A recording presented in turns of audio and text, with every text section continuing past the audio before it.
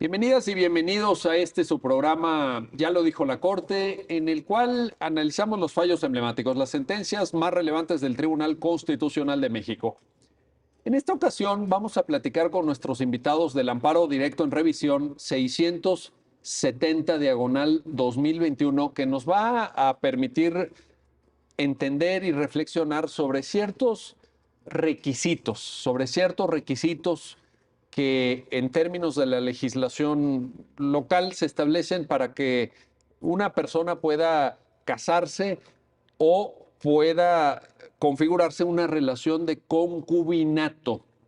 Requisitos que eventualmente en el análisis que hace la Corte en la sentencia y que en los siguientes minutos nos explicarán nuestros invitados, pudieran, de manera así, lo planteo todavía de manera abstracta, pudieran resultar violatorios de ciertos derechos humanos. Bueno, para entender el alcance de esta resolución, le doy la bienvenida al programa a Oliver Chaim. Oliver, gracias por estar aquí nuevamente en Ya lo dijo la Corte. Al contrario, Miguel, muchas gracias por la invitación. Bienvenido siempre. Y también a María Valdés. María, qué gusto recibirte, igual nuevamente, igual que Oliver, porque ya nos has hecho el favor de acompañarnos. Muchas gracias por la invitación, Miguel. Al contrario, un gusto y un placer, María. Y empezamos contigo. Mira, es un ADR, es un amparo directo en revisión. Quiere decir que pues ya ha recorrido un periplo procesal, que ha pasado por el análisis de otros órganos antes que la reflexión que la Corte aporta en la sentencia. Cuéntanos eso y cuéntanos el caso también, porque el caso tiene ciertos vericuetos, déjame ponerlo así. O sea, antecedentes y sentencia. Por favor. Ok. Bueno, antecedentes y cómo llega a la Corte. ¿Cómo llega? Hasta ahí. Hasta ahí. Bueno, este caso lo inicia una persona que tiene una pareja que fallece. Ellos eran una pareja homosexual que al parecer había estado junta 12 años. Y uno de ellos al parecer muere precisamente por tener VIH. Entonces, la pareja que sobrevive demanda a la sucesión el reconocimiento del concubinato para poder tener derecho a alimentos, a los bienes de la sucesión, bla, bla, bla. El primer obstáculo que tenían que saltar en el juzgado familiar era pues que se reconociera el concubinato, porque en el Estado de México todavía el Código Civil define el concubinato como la unión entre un hombre y una mujer. Entonces, afortunadamente, sortea este obstáculo y se le reconoce el concubinato. Los padres del difunto apelan y la sala modifica la sentencia. Se van a amparo y en el amparo se determina sobreseer por cesación de efectos porque no se había cumplido adecuadamente la sentencia. Entonces la sala vuelve a dictar una sentencia enviada. No, ese no fue el primer amparo. Cumplimiento de ejecutoria. Ajá. La sala vuelve a dictar una sentencia y se vuelve a promover contra esa sentencia un juicio de amparo directo. Y en este juicio de amparo directo, básicamente lo más importante que alegan los padres es que hay un impedimento para la existencia del concubinato y que este impedimento es que, de acuerdo con el Código Civil, se aplican los mismos impedimentos para contraer matrimonio que para reconocer la existencia del concubinato. Uno de esos impedimentos para contraer matrimonio, de acuerdo con el artículo 4.7, fracción novena del Código Civil del Estado de México, es tener una enfermedad contagiosa, contagiosa, incurable o hereditaria. Y que esta enfermedad debe estar reconocida por la otra pareja por escrito.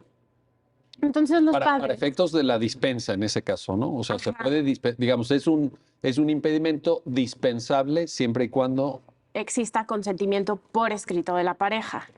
Y los padres decían, pues es que nunca hubo ningún consentimiento por escrito respecto de el VIH que tenía nuestro hijo y que fue precisamente la causa de su muerte. Entonces, el tribunal colegiado hace como que un análisis de este requisito y determina hacer un control de convencionalidad e inaplicarlo. Pero lo interesante son las razones, porque el colegiado considera que este requisito es discriminatorio por razón de orientación sexual, Correcto.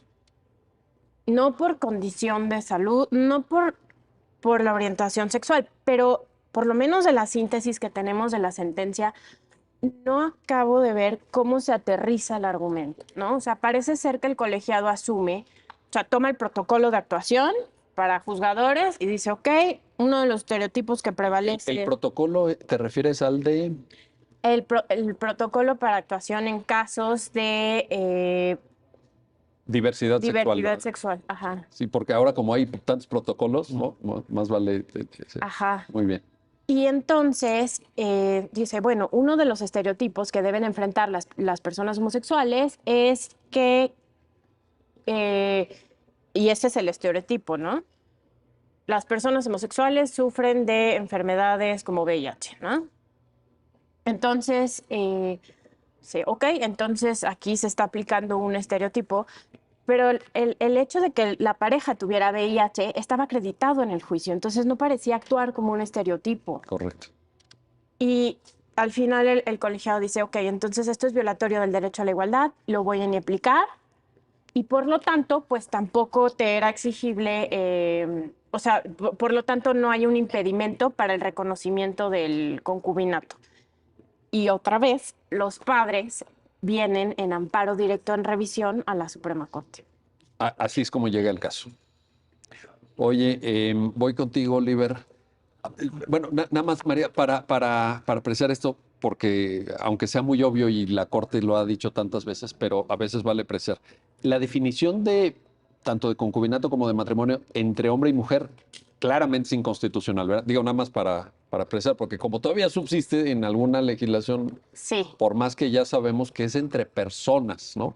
es inconstitucional por ser discriminatorio y entonces los jueces pues lo pueden inaplicar o lo deben inaplicar y reconocer el concubinato o el matrimonio. Es que ya a estas alturas debería ser ya, vaya, ni materia de pregunta en un programa como este, pero pues, sigue saliendo. Es que entre hombre y mujer, entre hombre y mujer, esa visión todavía discriminatoria, como muy bien lo apuntas, María. Bueno, Oliver, te quiero plantear esto. ¿No te da la impresión de que el origen de todo este problema reside en una concepción de la legislación civil, en este caso del Estado de México, como muy bien citaba María, arcaica, con una visión todavía anterior a un derecho de familia leído a partir de los derechos humanos, de un derecho de familia constitucionalizado? Y te lo pregunto por esto. En las propias hipótesis de impedimento para el matrimonio, que ya María precisaba, se trasladan de manera analógica a la configuración del concubinato, se dice que entre estos impedimentos está, cito, la impotencia incurable para la cópula. Es una norma vigente, ¿verdad? Sí, sí está vigente, sí, ¿verdad? Sí. La bisexualidad y las enfermedades crónicas e incurables que sean contagiosas o hereditarias. Entonces, si nosotros, ciertamente el objeto de análisis de la sentencia es esta última hipótesis y la Corte se remite a ella sin analizar las dos anteriores. Pero ¿no te da, Oliver, la impresión de que vista en conjunto esta fracción novena te habla de una visión, vaya, híjole, no sé, cómo calificarla? Bueno, Sí, arcaica, ¿no? Arcaica, ¿verdad? Sí, sí, en realidad parece incluso ya desfasada de la realidad, ¿no? Porque no hay ninguna forma de ver este artículo a manera de que justifique su existencia, porque si tomamos en cuenta estas tres causales, que finalmente pues son prohibiciones para que las personas puedan ejercer su derecho a contraer matrimonio o unirse en concubinato, en realidad no se ve cuál es el impacto que pudiera generar o cuál es el bien que pudiera estarse protegiendo. Que bueno, eso ya lo veremos, Sí. la sala realiza un análisis al respecto, ¿no? Correcto. Pero sí, efectivamente es una norma que ya no tiene razón de ser y no se justifica su existencia. Y algo extraño porque podría considerarse que, bueno, podría ser una reminiscencia pues, de normas ya temporales ya muy antiguas, ¿no? Que a lo mejor también las que todavía subsisten en relación con esa diferencia entre hombre y mujer, que poco a poco se han ido eliminando, ¿no? O inaplicando o dejándose insubsistentes. Pero aquí el tema es que esta ley fue reformada 10 años antes, que bueno, tampoco es tanto, y el legislador local O sea, al el revisarla, legislador del Estado de México reformó esta norma y no se dio el tiempo de quitar esto. exactamente, hizo una revisión y eso consta porque luego de hacer esta revisión, pues decidió reiterarla y únicamente agregarle un aspecto o un elemento más a esta salvedad para poder acceder al matrimonio, porque como comentaban ya antes, para estas provisiones no son absolutas, sino que pueden salvarse siempre que el interesado autorice el estar de acuerdo con la existencia de este impedimento. Entonces, el legislador local en su momento, al revisar esta norma, lejos de eliminarla, solamente agregó a ese requisito que esa autorización tenía que ser por escrito, o sea, solo le agregó ese extremo, pero subsistió. A ver, déjame ver si estoy entendiendo, Oliver. ¿Me estás diciendo que los legisladores de una entidad federativa tan importante como el Estado de México, en un tiempo reciente, Ujú. porque 10 años tampoco es tanto en la vida de un país, vaya, no me estás hablando del siglo XIX, me Ujú. estás hablando de legisladores del siglo XXI, dejaron esto, Así es, y dejaron esta norma arcaica, discriminatoria? sí, ¿Es, así es. es esto lo que... Sí, eso es lo que sucedió y Oye, es lo que, bueno, nos tiene aquí, ¿no? es lo que nos tiene, bueno, Sí, afortunadamente, es lo que nos este, tiene aquí afortunadamente, pero a veces uno piensa, ¿no? Dice, oye, esto ya, pues a lo mejor viene de allá, de los años, la revolución, vaya, no sé, pero 10 años apenas y todavía subsisten este tipo de sí. cosas. Y afortunadamente aquí es cuando, bueno, entre otros supuestos, pero es cuando nosotros podemos ver la importancia pues de todas estas reformas derivadas de la de junio de 2011, Ujú. que ya permiten a los juzgadores que al advertir este tipo de normas, no necesariamente, o en realidad, no deben ajustarse a ellas, sino al Claro. contrario, deben de hacer un examen y en su caso pues sin aplicarlas, como sucedió aquí por el colegiado y posteriormente por la sala. En esta lógica, María, ahora empatando con el comentario de Oliver, ¿qué tiene que hacer el juzgador? Se encuentra con un caso concreto que además, pues en los términos que tú misma relatabas, no es un caso, no técnicamente, no jurídicamente, humanamente, pues no está fácil, ¿no? Imaginemos lo que supone en la vida de esta persona, el cónyuge superstite, ¿no? En este caso, pues este señor que pues ya tiene que vivir sin su pareja, con la que estuvo unido, decías, 12 años. En una circunstancia, la muerte siempre es difícil, pero además probablemente con todas las complicaciones que comporta el VIH, etcétera, llega el caso a un tribunal. Puede ser un tribunal, obviamente, del fuero común, en una primera instancia familiar, etcétera. ¿Qué tiene que hacer un juez, María? ¿Cómo trabajar con estas normas? Tiene que advertir y corregir todas estas desigualdades para que la persona pueda tener un trato digno. En este caso, lo primero que tenía que aplicar era una norma que decía, el concubinato es la unión entre un hombre y una mujer. Correcto. Entonces, ahí, ok, hombre y mujer. No puedo incluir dos hombres, no puedo incluir dos mujeres. Hay una discriminación con base en una categoría sospechosa, Sí. que sería la orientación sexual. Y entonces, al advertir la existencia de una categoría sospechosa, pues, por ejemplo, lo que hacemos aquí en la Corte es aplicar un escrutinio estricto. Pero el resto bueno, y este escrutinio estricto implica someter la norma a un análisis que difícilmente va a superar porque tiene una presunción de inconstitucionalidad. En principio, ninguna norma tendría por qué, o sea, en principio, cuando hay un escrutinio estricto, lo que decimos es que hay una presunción de inconstitucionalidad porque no hay ninguna razón ex ante para pensar que discriminar a alguien por razón de sexo, de edad, de religión, de raza, puede tener una buena justificación. Y entonces eso es lo que justifica el escrutinio estricto. Y este escrutinio estricto implica que la medida tiene que cumplir con una finalidad constitucionalmente imperiosa, que tiene que estar estrechamente vinculada y finalmente que no puede haber una medida menos lesiva. Entonces es un estándar muy alto. Y la Corte ha ido desarrollando en su jurisprudencia la inconstitucionalidad de varias normas por ser discriminatorias. Entonces, pues los jueces cuando ven una norma de este tipo pueden simplemente aplicar la jurisprudencia, que es vinculante, o si es una norma nueva que pues, es similar o ellos advierten que es inconstitucional, pueden inaplicarla por un control de convencionalidad. Entonces estamos hablando de que la exigencia que se desarrolla a partir de este tipo de criterios, este y otros, porque yo creo que ya es un camino más o menos recorrido por la Corte, es una exigencia de razonamiento jurídico ya de constitucionalidad. O sea, eso ya no queda en un plano de legalidad. Y te lo pregunto, María, porque muchos colegas, abogados y abogadas, probablemente todavía sigan pensando, y también juzgadores y juzgadoras, en un plano de mera legalidad. Pero toda esta metodología, todos estos elementos que tú acabas de referir, ya nos trasladan a un plano de constitucionalidad, de derechos humanos, digo, el tema de escrutinio estricto mismo, ¿verdad? Pues no es un tema de legalidad, es un tema desde la constitucionalidad. ¿Es correcto?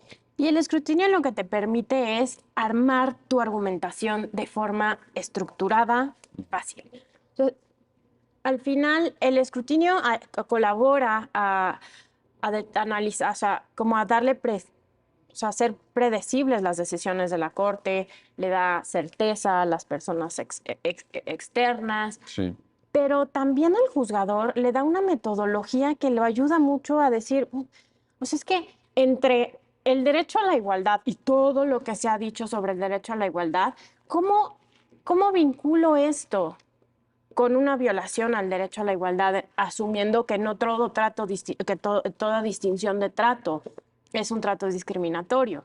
Entonces, me parece que este tipo de metodologías pues, son muy útiles. Sin duda son muy útiles y también es algo en lo que ya, pues todos los operadores jurídicos tienen que entrar en beneficio de la calidad argumentativa en este tipo de casos, sin duda alguna, ¿no? Bueno, vamos a hacer una pausa, no se vayan, regresamos enseguida para continuar en esta conversación con nuestros invitados alrededor del amparo directo en revisión 670 diagonal 2021 y estos impedimentos que pues parecerían del siglo XIX, pero ya nos lo dicen nuestros invitados, pues ahí están, subsisten, ahí están. Y decía Oliver, pero es lo que nos tiene aquí. Bueno, veámoslo así positivamente. Revisamos enseguida, no se vayan. Ya estamos de vuelta, ya estamos de regreso ya lo dijo la Corte, para continuar en esta conversación, en este análisis sobre el amparo directo en revisión 670 diagonal 2021 con nuestros invitados. Y regreso contigo, Oliver Chain, porque María nos daba ya, digamos, la reflexión toral, central, para entender bien este asunto. Y lo que te quería preguntar es, en esta metodología a la que hacía alusión María, del escrutinio estricto, de confrontar la norma de la legislación local del Estado de México con derechos humanos, con mandatos constitucionales y convencionales, porque también hay una referencia importante en la sentencia a casos de la Corte Interamericana. ¿Qué derecho se observa como referencia o anclaje para este tipo de normas? Porque no es que el impedimento exista en un vacío conceptual, sino que se amarra con alguna norma constitucional. ¿Cuál sería?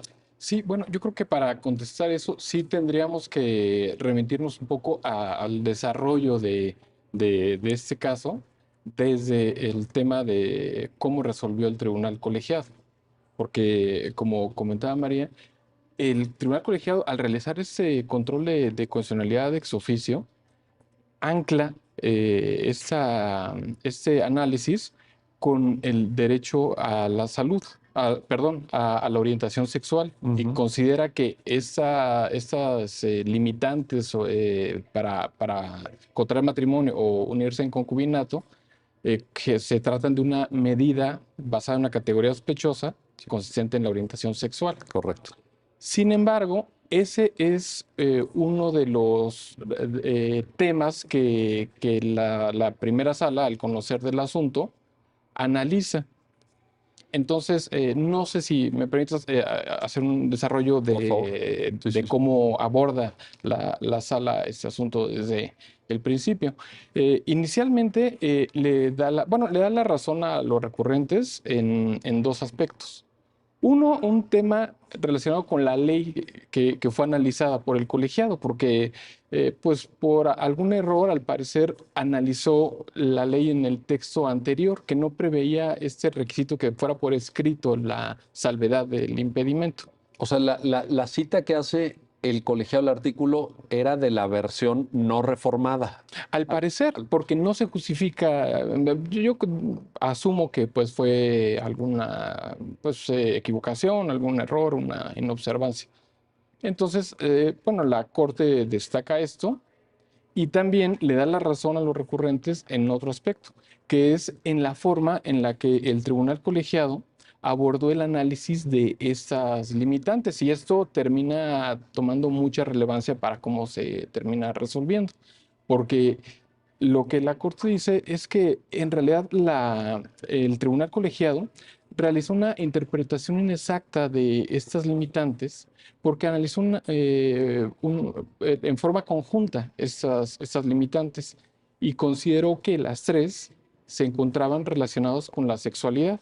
Porque como comentabas, Sí. las primeras dos, bueno, no hay duda, ¿no? Sí. La bisexualidad Sí, la impotencia y incurable para la cópula, dices, aquí tengo a la vista el artículo. Así es. Híjoles.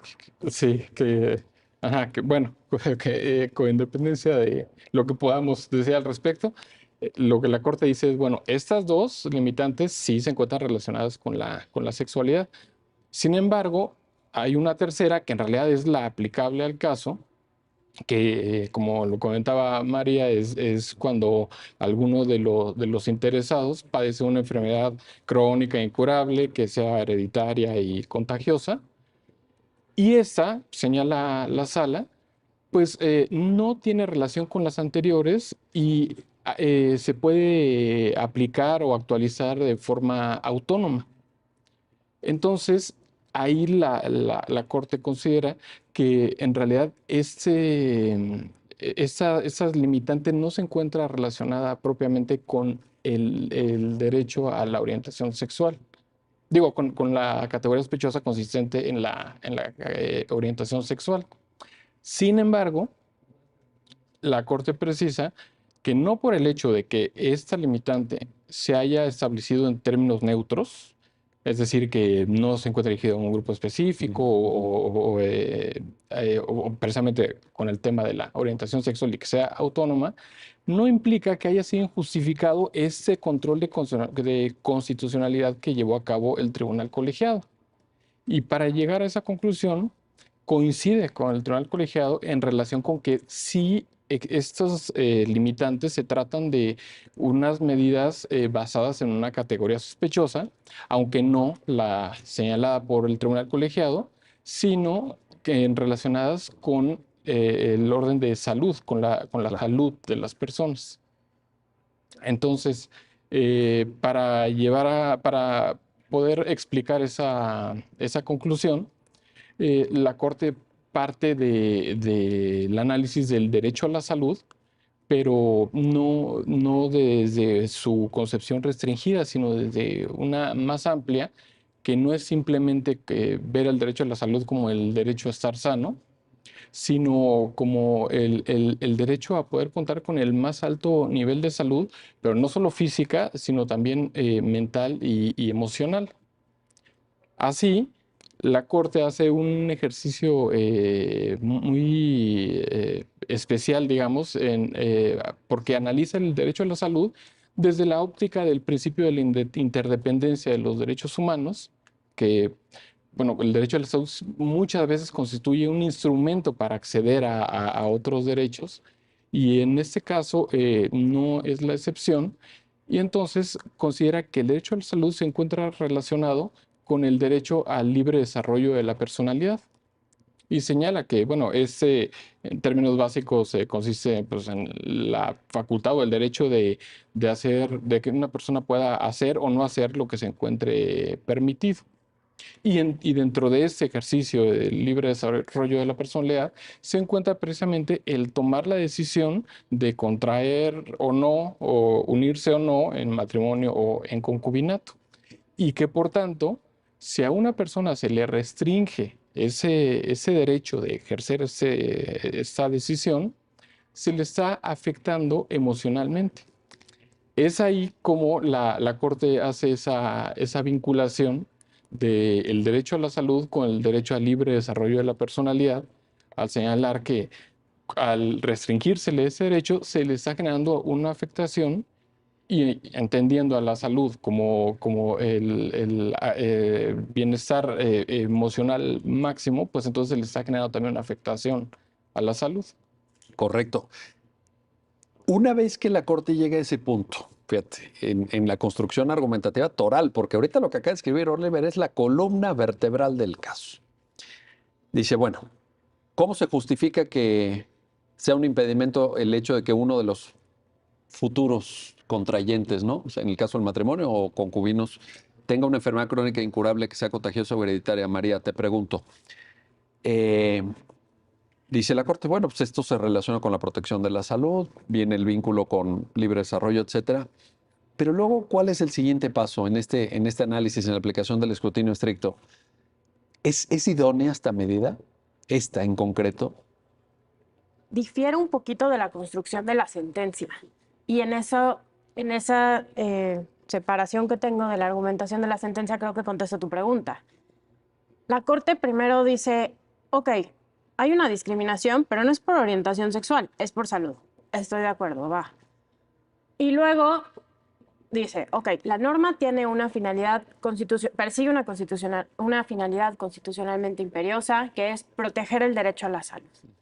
Y entonces, en el segundo paso, tenía que analizar si la medida estaba estrechamente vinculada. Exacto, que es lo que se llama idoneidad.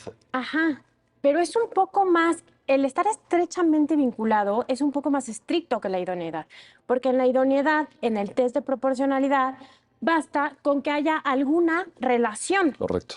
Y en el estándar de estrechamente vinculado del escrutinio estricto, tiene que estar totalmente encaminada a la consecución del fin. Y entonces ahí la sentencia entra y empieza a analizar el derecho a la salud y concluye todo lo que nos platicó Oliver. Pero eso no era lo que se tenía que analizar desde mi perspectiva en ese paso. En ese paso, yo lo que hubiera analizado es, ok, normalmente cuando estamos cuando estamos analizando la finalidad somos súper laxos. Cualquier cosa, va, ahí está. Pero cuando analizamos si está estrechamente vinculada, creo que estoy de acuerdo con la Corte en que no supera ese paso, pero por distintas razones. No porque viole el derecho a la salud, porque al final poder tomar una decisión autónoma vulnera tu bienestar emocional o psíquico. O sea, está muy vaga ahí la construcción y la argumentación de la Corte para mí. Yo creo que no encuentro ninguna forma en la que pedir un consentimiento escrito para el concubinato en estos supuestos sea una medida encaminada a proteger el derecho a la salud.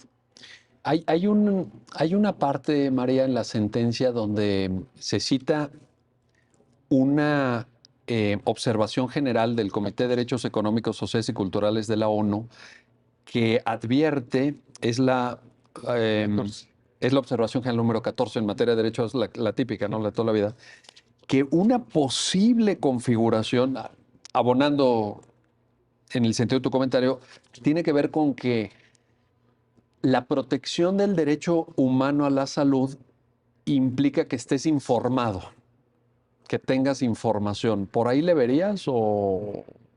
Puede estar vinculado, pueden ser razones adicionales, pero El concubinato es una unión de hecho. Sí.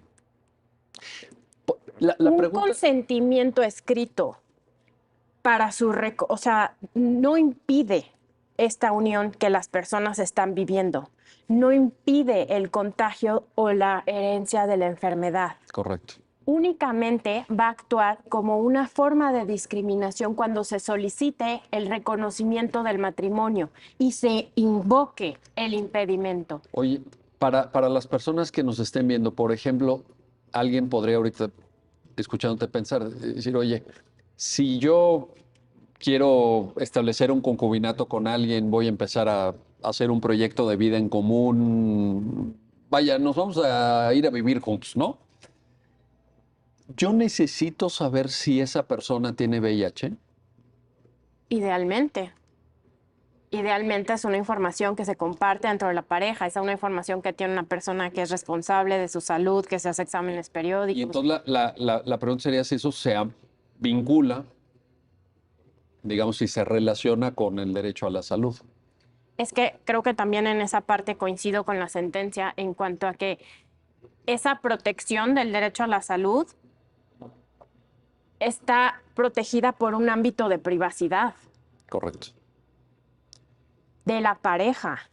Y el Estado no tiene que entrar de forma tan paternalista. Acabas de dar con un tema, ese tema está buenísimo, ese tema hasta daría por otro programa, pero déjame te lo pongo aquí. ¿Ese derecho a la privacidad opera frente a tu propia pareja? Porque yo entiendo que tú no vas a ir a contarle al vecino, pues que tu pareja, en fin, tiene una enfermedad crónica incurable que sea contagiosa o hereditaria, pero ¿opera la privacidad frente a tu propia pareja? Pues la obligación de no contagiarlo está consagrada por un tipo penal. Entonces sí se vincula con la salud. Sí se vincula con la salud. Fíjate, Pero dice la sentencia en una parte, y ahí te pregunto, ¿cómo lo ves? Porque ya le pusiste salsa, ¿verdad? Aquí al tema argumentativo.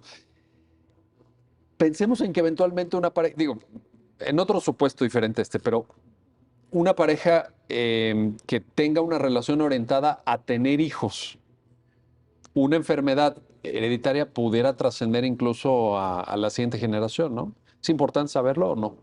por supuesto que creo que es importante saberlo, pero no creo que la forma de tutelarlo sea negando reconocimiento a las parejas que no puedan acreditar haber otorgado su consentimiento Claro. por escrito.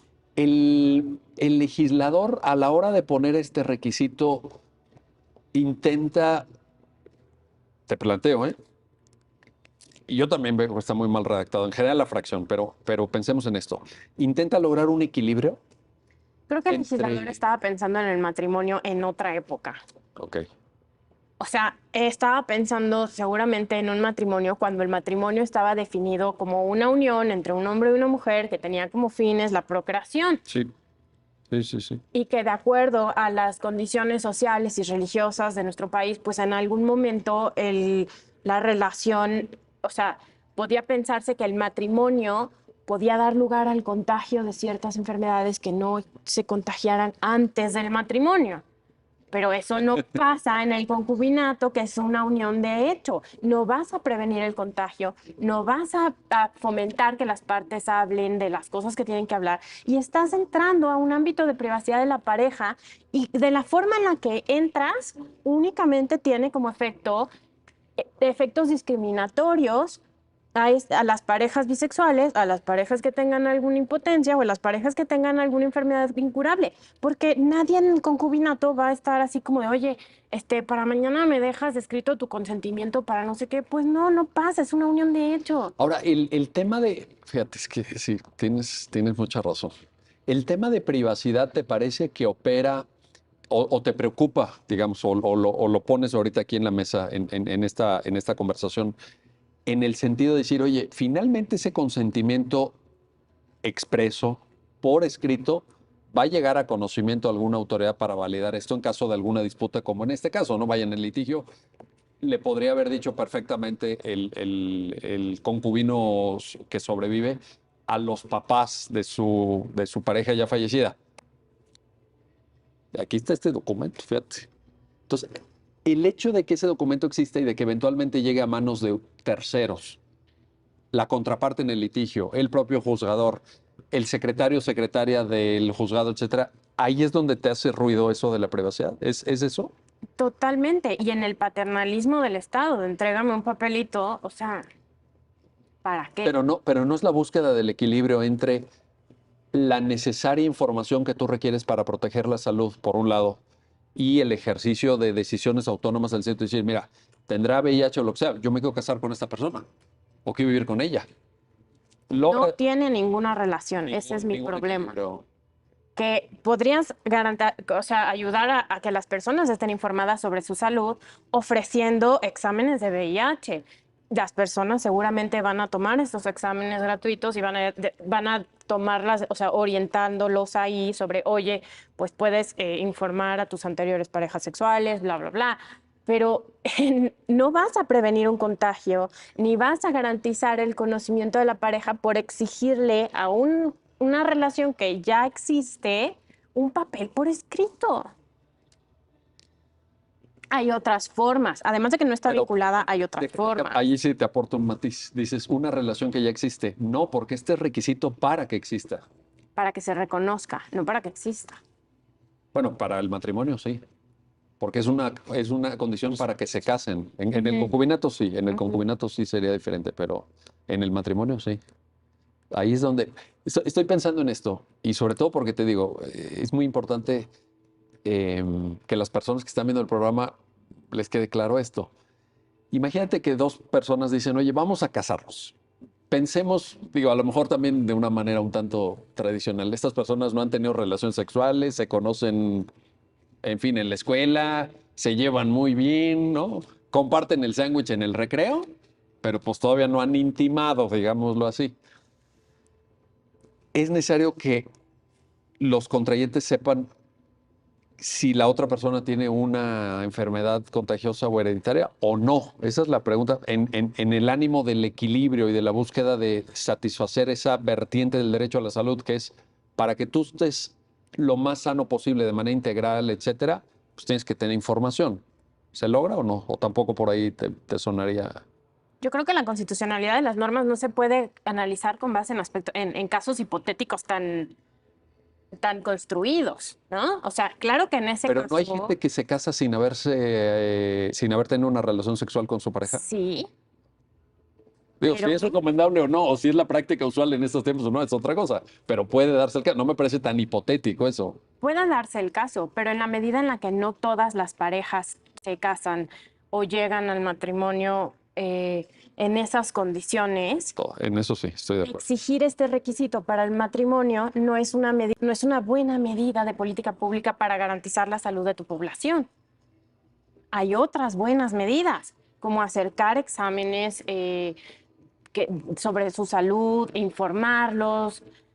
No necesariamente estar diciéndole a la gente que se quiere casar, firma esto. Aunque el objeto de un control de constitucionalidad concreto, como es en un ADR, no me parece que tenga mucho sentido vincularlo con la política pública. Es decir, tú estás protegido, la jurisdicción, una Suprema Corte le dice a alguien, tú estás protegido porque yo ya verifiqué como Suprema Corte que en la política pública de salud del Estado mexicano hay lugares donde hacen exámenes de VIH y todo. Parecería que eso no es muy compatible con la lógica de un control concreto, que No. donde tienes que proteger derechos de esa persona. Eso es algo que haces en el escrutinio estricto en el último paso, cuando analizas si pueden existir otras medidas alternativas que protejan el derecho, pero sin lesionar o restringir tanto otros aspectos. Buenísimo, está muy bien esta conversación. Aquí estamos aprendiendo muchísimo, ¿sí? Hasta nos da tiempo de cuestionar las líneas argumentativas seguidas por la Corte, lo cual me parece enormemente enriquecedor. Bueno, vamos a hacer una pausa, no se vayan, regresamos enseguida para continuar en esta conversación sobre el amparo directo en revisión 670, diagonal 2021 con nuestros invitados. No se vayan, regresamos. Ya estamos de vuelta, ya estamos de regreso para continuar en esta conversación y en este análisis del amparo directo en revisión 670, diagonal 2021. ya lo han escuchado de voz de nuestros invitados, esta reflexión sobre la validez, la constitucionalidad, la convencionalidad de impedimentos previstos en la legislación local del Estado de México para contraer matrimonio, pero que por analogía también determinan la posibilidad de configurar un concubinato. Bueno, sobre esto estamos platicando y regreso contigo, Oliver Chain, para plantearte la cita o preguntarte y pedirte obviamente el comentario de la cita que se hace en la sentencia sobre algunos casos de la Corte Interamericana.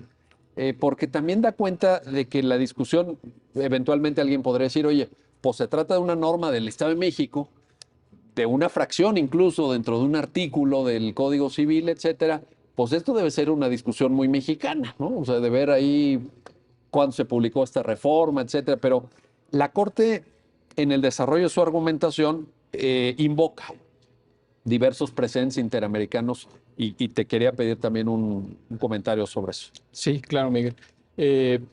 También quisiera hacer una pequeña observación de lo que se ha estado comentando. Precisamente por lo que señalas de el control de convencionalidad que se efectúa por parte de la sala, que tiene que ver con esta observación que mencionaba, la observación 14, en la general 14 del Comité de Derechos Económicos, Sociales y Culturales. Y es que, bueno, yo creo que un asunto siempre puede abordarse desde por al menos más de una Bueno, visión, ¿no? es parte de la esencia de la abogacía, ¿no? Yo creo que decía un amigo de chiste, pero a lo mejor no tan de chiste. Donde hay 3 abogados hay 4 puntos de vista. Exactamente. Pero yo diría afortunadamente. Claro. A eso me encanta de la profesión. Entonces, aquí, bueno, como yo veo la forma en la que analizó la sala este asunto es que, sí, con independencia de las deficiencias o críticas que se le pueda hacer al texto que se analiza, lo que la sala, o de donde la sala parte es, a ver, por eso es que al realizar el análisis, el escrutinio estricto, al analizar la primera grada, considera que se actualiza Correcto. o que supera, supera, esta grada, ¿no? Y la razón por la que lo hace es porque considera que efectivamente cumple con una finalidad constitucionalmente imperiosa, que es la protección a la salud. Eso, por lo que logro interpretar de la sentencia, se basa en que lo que la sala analiza es justo lo que estás comentando. Hay otros elementos que también se ven involucrados al momento de tomar una decisión de unirse en matrimonio o en concubinato. Entonces, la sala lo que dice es, a ver, tenemos, otra vez, con independencia de lo bien o mal que esté redactado este artículo, ya tenemos una limitante. ¿Y cuál fue el objeto del legislador para establecer esta limitante? Bueno, pues fue fue proteger la salud no solo de quien pretende contraer matrimonio o unirse en concubinato, sino también de los hijos que pueden ser frutos de esta unión, ¿no? Entonces aquí ya empezamos a ver que, bueno, podría haber incluso también estarse involucrado el interés superior del menor en esta decisión. Correcto. Por lo que comentaban de, bueno, si hay una persona que padece una enfermedad que es crónica y que es incurable y que pone en riesgo con quienes estén porque es contagiosa o hereditaria, correcto. entonces, pues puede ser que sí se trate de una medida que tiende o que su finalidad es cumplir con el derecho a la salud. Ahora, pues lo que la sala verifica es, a ver, vamos a ver si esta medida es idónea para cumplir con ese... Es el segundo paso. Que es la segunda grada del test. Entonces, ahí es donde precisamente realiza este análisis de convencionalidad respecto de otros casos de la Corte Interamericana y se funda en esta observación 14, porque lo que establece es que esta observación señala que para poder cumplir con ese derecho a la salud se requieren de por lo menos 4 requisitos que deben ser cumplidos por el Estado, ¿no? Disponibilidad, aceptabilidad, calidad y accesibilidad, ¿no? Que no es el caso ahorita ver esto, salvo el de accesibilidad, que bueno, este consiste en que pues, los bienes, servicios de salud deben de ser accesibles a las Sí. personas. Pero dentro de esa accesibilidad se encuentra el acceso a la información. Entonces, aquí es donde ya se enlaza esa protección del derecho a la salud, porque lo que señala la Corte es, y lo que tú comentabas, que esta segunda grada también tiene que ver con la idoneidad de la medida, no en un sentido laxo como en un escrutinio ordinario, Sí. pero sí tiene que ver con la idoneidad. Y aquí es donde la Corte considera que no es idónea, porque lo que dice es, bueno, partiendo de que es legítimo o es válida esa medida tiende a cumplir una finalidad constitucionalmente válida, que es protección a la salud, no es idónea porque la prohibición para contraer matrimonio o unirse en concubinato no es la manera de proteger el derecho a la salud, como comentaba María. Esa no es la manera correcta. El impedimento como tal. El impedimento como tal, Ok, ajá, correcto. podría ser que sí se esté generando una afectación al derecho a la salud, otra vez, no solo de los involucrados en la relación, sino del fruto que pudiera generarse, pero el hecho de prohibirles hacerlo no necesariamente es una medida idónea, sino que ahí es donde se remite al tema convencional. Sino que para esto lo que debe hacer el Estado es garantizar una decisión informada por parte de los interesados. Es decir, no se les debe de prohibir el casarse cuando alguno de ellos esté enfermo con estas características, sino lo que se les debe de permitir es que tengan o estén allegados de toda la información necesaria. Empezando, de eso ya es tema de interpretación porque les digo, se tendría que construir esta medida, ¿no? No existe, pero parte de la información pues tendría que ver con lo que comentaban de, uno, que se debe de mencionar, ¿no? Que existe, o sea, que se cuenta con esa enfermedad, porque hay que recordar que el derecho al libre desarrollo de la personalidad con el que se concatena la sala, el derecho a la salud, Sí. tiene como limitante el derecho de las demás personas, como vimos con el asunto de la marihuana y demás, ¿no? Sí. Entonces yo creo que aquí sí, claro, está el derecho a la privacidad, pero en este caso yo creo que también es involucrado O sea, en el el derecho a la sentido, salud. dices Oliver, en el sentido de que, por ejemplo, esa información que aparentemente se desprende de la configuración del impedimento en la legislación del Estado de México, contribuye a que tu libertad, digamos, a que tu autonomía, tu libre desarrollo personal, em, tenga sentido. O sea, no es una Exactamente. libertad vacía o hueca, sino que cuando nosotros ejercemos libertades necesitamos información también, ¿no? Ujú. En ese Sí, sentido, sí, sí, que la medida para una medida idónea para lograr ese objetivo que al parecer pretendía el legislador, no era prohibirlo, sí, sino sí, al sí. contrario, garantizar que las partes interesadas en ejercicio de ese libre desarrollo de la personalidad estén aptas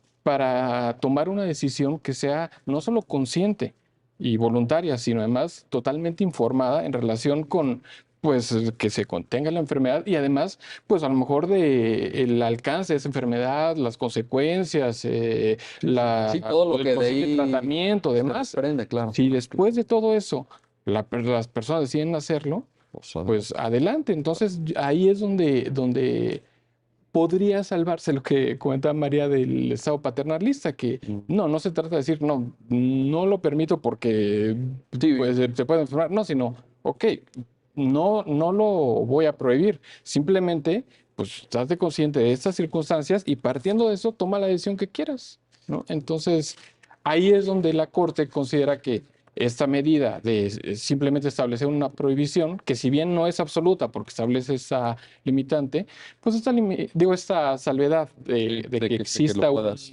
un reconocimiento por escrito, pues también es un requisito que no es idóneo.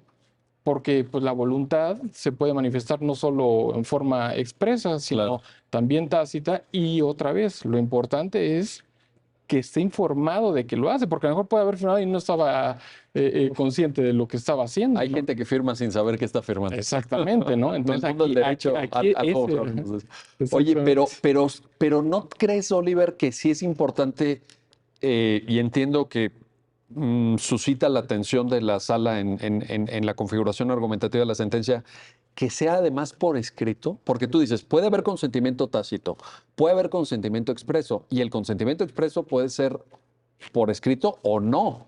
Entonces también como que el hecho de que sea consentimiento expreso, pero además por escrito, pudiera Sí, no, representar una falta de idoneidad de... yo considero que la sala sí le da cierto valor a eso, a que es todavía más, pues, se excede, digamos, esta medida por el hecho de que sea por escrito, pero yo considero que de cualquier forma, aunque no estuviera este requisito de que fuera por escrito, tampoco porque sería una medida idónea porque forma parte de la medida general Ujú, de una prohibición correcto. de llevar a cabo esta unión o ese enlace conyugal. Esa no es la forma de salvaguardar el derecho a la salud, prohibiendo hacerlo, Sí. sino que el Estado garantice que las personas tengan ese acceso a la información pues, de la enfermedad que corresponda y establezca medidas de cuando vaya a Pero, tomar ese tipo de decisiones, pueda acceder a ellas. pero ¿no te parece que el caso concreto sí pone la cuestión del requisito por escrito? Porque evidente, supongo yo que la pareja sabía Ujú. que tenía VIH, etcétera. Bueno, seguramente lo cuidó al final o observó pues, los problemas de salud que se desprenden. Y lo que argumenta la contraparte es No no, estaba. no Ajá. estaba. Ujú. Sí, claro. Y entonces cuando la comprensión de que el requisito sirve para proteger la salud, que es con el requisito que discrepa María, eh, pero que conste por escrito, ya es un exceso, porque pueden haber otras formas de expresión del consentimiento para salvar el impedimento, me parece que hace sentido. O sea, esa forma Sí, claro, como claro, claro. excesiva, como no idónea. Exacto. Sí, resulta excesivo, pero volvemos a lo mismo. Yo creo que finalmente lo que la sala considera es que la medida de prohibición es lo que genera la afectación. O sea, Correcto. aunque no se No, trate de no, una prohibición absoluta, sino absoluto, eso porque exacto. establece esto, de cualquier forma, aunque hubiera sido absoluta, Sí, bueno, con mayor razón, ¿no? sí, sí, sí. Pero este requisito no lo salva, porque esa no es la manera de salvaguardar el derecho a la salud, tratándose de un enlace o una unión en que una persona padezca alguna enfermedad. Oye, María, fíjate, abonando a tu argumento, que es muy bueno el de la privacidad, y las otras hipótesis, digo, yo sé que no es materia de la sentencia, pero imagínate las otras hipótesis todavía chocan más con la intimidad, ¿no? Con la privacidad. Imagínate que tú tienes que poner por escrito, ¿no? Que sabes que tu pareja es bisexual, pero que tú, pues, aceptas eso y que por tanto estás en la hipótesis de remontar o de salvar el impedimento, o todavía peor, que tiene impotencia incurable para la cópula. Y no sirve de nada, ¿No? porque al final el Sí, único sí, día sí. que te van a invocar el impedimento es el día que tú trates de acreditar el concubinato. Que como tú ya estuviste muy feliz en tu unión de hechos y hacer trámites, O, no o, vas a ir a que se te reconozca el o, concubinato a cuan- menos de que lo o necesites, que cuando estés te demandando pelees alimentos, sucesión, una sucesión, y exacto. entonces Exacto. se te va a invocar el impedimento. Tú eras bisexual y se va a volver una causa de discriminación para ti. Porque tu pareja pudo haber sabido o no que eras bisexual y Sí, sí, en todo caso que tiene que, o sea, claro. él Bueno, y se aquí, va a volver una causa para que no se te reconozca el impedimento. oye, y fíjate qué interesante. Esto que estás diciendo es importantísimo, porque además, incluso aquí el legislador entraría, porque esa es una consecuencia de privación de derechos. Al final del día, pues, ¿qué quieres? ¿Lo vas a excluir de la masa hereditaria? ¿O lo vas a excluir de los alimentos, etcétera? Usando un concepto que está bastante vago y evanescente, ¿no? Porque dice, bueno, eres bisexual, pero ¿no? O sea, ¿en qué nivel, en qué significa grado? eso? ¿Que sea una niña en una fiesta? Sí, O sea, exacto, ¿qué? exacto. Oye, y la otra, María, te planteo, la primera hipótesis, la impotencia incurable para la cópula, parece destinada solamente a los integrantes de un género, no a los de otro género. No sé si me explico. Sí. O sea, también ahí, híjole. O sea que el conjunto de la fracción novena, Sí, parte de una idea del matrimonio para bueno, y de las relaciones humanas, perpetuar la especie. y de las relaciones humanas, ¿no? Del matrimonio, el concubinato, de... Eso es lo que te hacía ruido de la argumentación de la Corte, ¿no? Que no está visualizando la situación de discriminación cuando se enfoca en el tema de salud. Y lo ves clarísimo en las dos primeras hipótesis. O sea, decir públicamente, a ver, señor juez, mire, aquí venimos a casarnos, pero yo aquí traigo una cartita donde ya me dijo, mi pareja, que es bisexual y todo, pero pues, a mí eso no me afecta. Yo la quiero como es. Yo así la conocí. Yo la quiero como es. Entonces yo aquí por escrito le digo que yo no tengo ningún problema con esto, ¿eh? Ay, ¿cómo haces eso frente a un juzgador? Eso lo tienes que leer el día de la ceremonia, o sea, ¿cómo es, no? O sea, todo el mundo puede acceder, o sea, híjole, sí, tienes razón, tienes razón. Me parece que temas de privacidad, etcétera, en las dos primeras hipótesis son muy claras, pero en fin, ahí está la cuestión. Ciertamente es una sentencia que nos genera muchas reflexiones, Y muchas reflexiones. para garantizar la salud, pues acerca la salud a las personas, justamente como decía esta observación, tiene que ser accesible, tiene que estar cerca de las personas. Y si una persona, una pareja quiere tener hijos, pues podrían, de forma planeada, pues deberían de tener acceso a servicios de planeación familiar, donde se les oriente, oye, ¿qué antecedentes familiares tienes? ¿Cómo puedes prevenir si tienes una enfermedad incurable? Pero la firma de un papel donde lo aceptas por parte de tu pareja no te da la información que necesitas para garantizar tu derecho a la salud. No te da la información que necesitas para evitar que tus hijos sufran de la enfermedad que tienes. No, nada. No te da información sobre cómo evitar un contagio. Nada. Y del otro lado puedes incurrir en una discriminación. María Valdés, Oliver Chaim, gracias. Gracias a los dos por ayudarnos a entender esta sentencia y por plantear esta serie de aspectos tan relevantes que nos cuestionan, nos ayudan a cuestionar el modelo legislativo en materia de matrimonio y de concubinato, al menos en el Estado de México. Y gracias a usted que hace posible su programa, ya lo dijo la Corte, en el cual analizamos los fallos emblemáticos, las sentencias más relevantes del Tribunal Constitucional de México. Hasta pronto.